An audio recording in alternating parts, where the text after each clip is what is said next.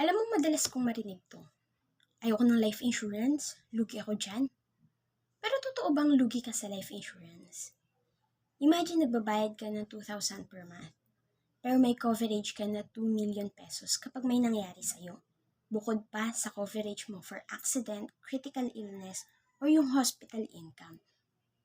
Or kung wala namang mangyari sa'yo, merong investment portion or cash fund na pwede mong ma-withdraw.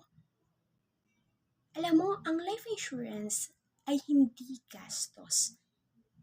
Ito ay peace of mind, financial security, and pagmamahal natin sa ating pamilya na kahit mawala tayo, nakasisigurado tayo na merong sasalo sa kanila financially. Mapagpapatuloy nila yung buhay na meron sila, especially kung breadwinner ka. At alam mo pa ang best part? Merong mga life insurance na meron ng guaranteed income, lifetime. Kaya mapapakinabangan mo to habang buhay ka pa. Parang passive income. Gusto mo ring malaman yon? Message mo lang ako para malaman mo kung ano yung mga plan na mas maganda para sa'yo.